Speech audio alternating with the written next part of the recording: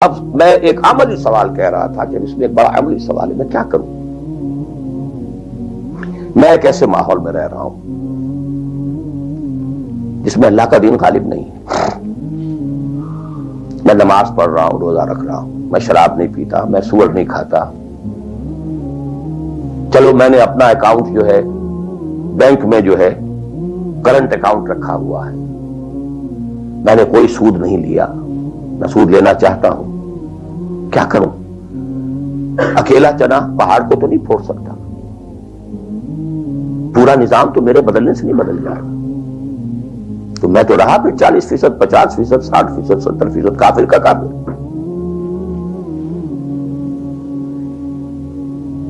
تو وسط way out, وسط مخرج۔ بڑی پیاری حدیث ہے وہ جس میں یہ الفاظ آتے ہیں، حضور نے فرمایا انہا ستکون فتنۃ، ایک وقت آئے گا تو بڑا فتنہ ہوگا۔ حضرت علی فرماتے میں نے فوراً عرض کیا مل مخرج منہا یا رسول اللہ، اے اللہ کے رسول یہ بتائیے اس سے نکلنے کا راستہ کون سا ہوگا؟ یہ نہیں پوچھا کیا فتنہ ہوگا، کیوں ہوگا، کب ہوگا، کیسے ہوگا، کدھر سے آئے گا، کچھ نہیں، نکلنے کا راستہ بتائیے۔ بلکہ ایک اور روایت اس حدیث کی اس سے بھی زیادہ پیاری ہے کہ اصل میں حضرت جبرائیل نے کہا حضور سے یا محمد امتک بعدک، اے محمد صلی اللہ علیہ وسلم کبھی سوچا ہے تمہارے بعد تمہاری امت کا کیا بنے گا؟ تو حضور پلٹ کر سوال کرتے ہیں مل مخرج منہا یا جبرائیل، تو بہت بڑا پرابلم تم نے اے جبرائیل میرے سامنے رکھا ہے، تو اب آپ ہی بتائیں اس سے نکلنے کا راستہ کیا؟ قال کتاب اللہ، وہ پوری حدیث پھر وہی ہے، کتاب اللہ فیہ خبر ما قبلکم ونبأ ما بعدکم وحکم ما بینکم وہو ذکر الحکیم وہو صراط المستقیم وہو حبل اللہ المتین۔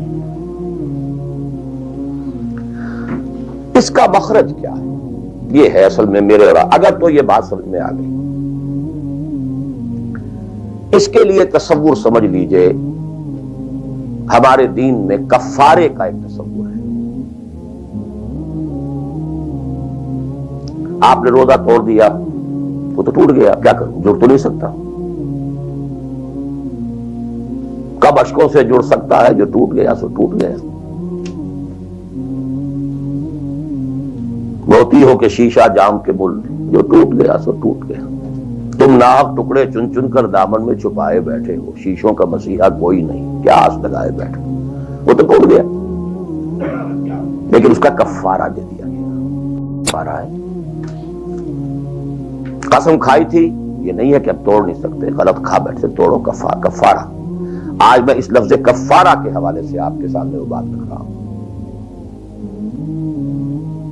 اب مجھے اللہ نے پیدا کر دیا اس دور میں، کسی کو ہندوستان میں پیدا کیا، کسی کو انگلستان میں کیا ہے، کسی کو امریکہ میں کیا ہے، کسی کو پاکستان میں کیا ہے، کچھ کو پاکستان پہنچا دیا ہے، چاہے زبردستی چاہے اپنی مرضی سے، کسی کو یہاں پہنچا دیا ہے چاہے کسی بھی نیت اور کسی بھی ارادے سے، لیکن اب ہے کہیں ہے، کیا کریں؟ کوئی کفارہ ہونا چاہیے، کوئی مخرج ہونا چاہیے، بس یہی کفارہ ہے۔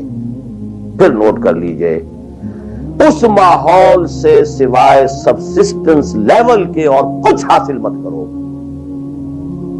اور اس سبسسٹنس لیول پر بھی جو کچھ تم نے کھایا پیا ہے اور سانس لیا ہے، جو انرجی کریٹ ہوئی ہے، اس کا میکسیمم اس جہاد میں صرف کر دو کہ اس نظام کو بدلو۔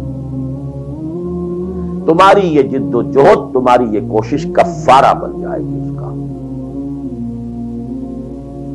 معذرۃ الی ربکم، معذرت پیش کر سکو گے اللہ کے۔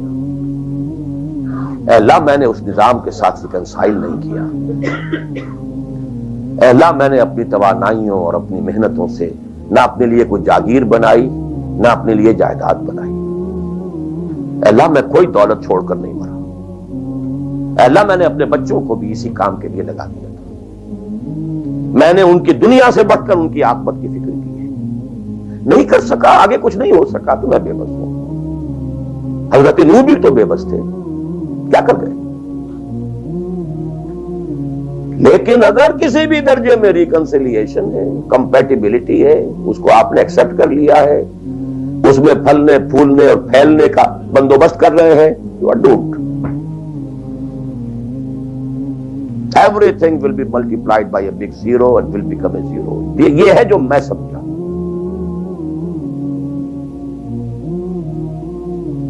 اس کا نام ہے جہاد. Constant friction, constant struggle. جان مال، ان صلاتی و نسکی و محیایا و مماتی للہ رب العالمین. میری زندگی کا مقصد تیرے ستا اٹھ کے کوئی نہیں خوش ہوتا،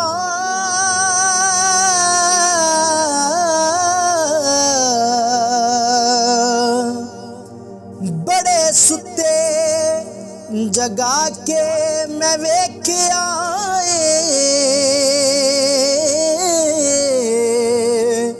اوے کتے جیا نہیں کوئی وفادار ڈٹھا، تے ٹکر سکا بھی پا کے